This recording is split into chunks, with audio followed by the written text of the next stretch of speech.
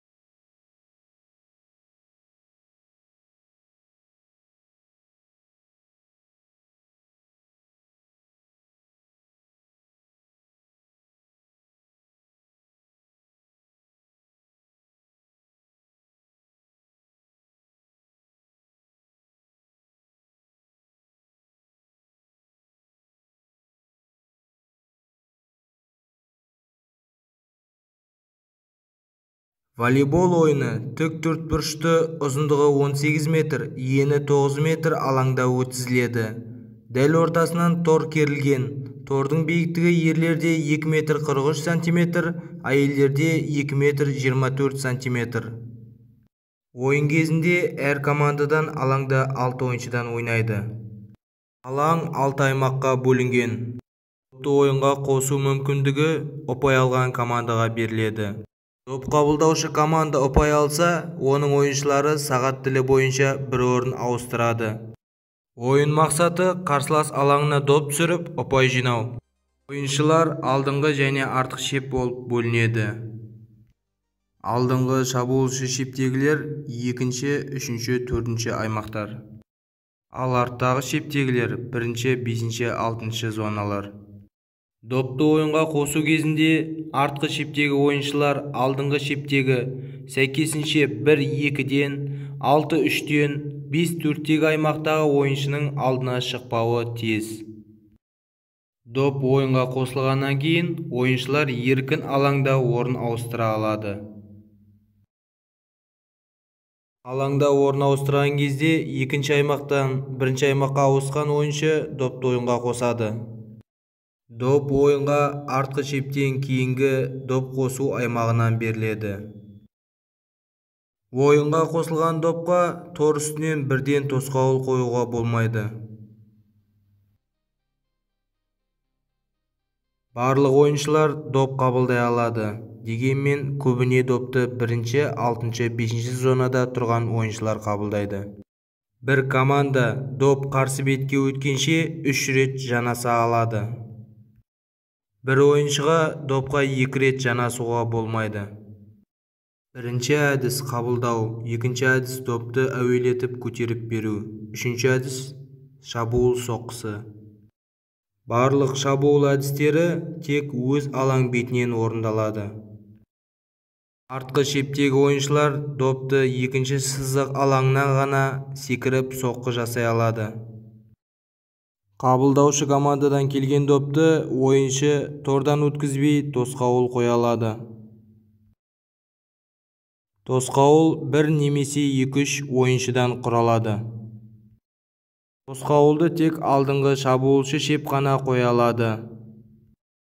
Допты кез келген дене мүшесімен қабылдауға болады. Тек қысып алып немесе ұстап алып лақтыруға болмайды. Допты ойынға қосқан команда ұпай алса, орын ауыстырмай жалғастыра береді. Егер қабылдаушы команда ұпай алса, ойыншылар орын ауыстырып барып допты ойынға қосады. Ойын барысында команданың қосалқы ойыншылары, бапкері, көмекшісі, дәрігері тиесілі алаң жиегінде тұрады. Бір партияда әр команда 6 рет ойыншы алмастыра алады.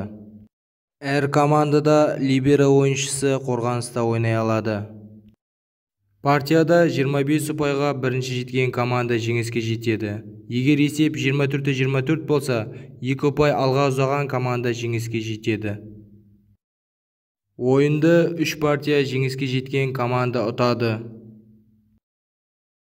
Егер партия бойынша есеп 2-2 болса, 5-ші партия 15-ке дейін жалғасады. Ендеше оқушылар, әлемнің үздік волейбол ойындарына кезек берейік.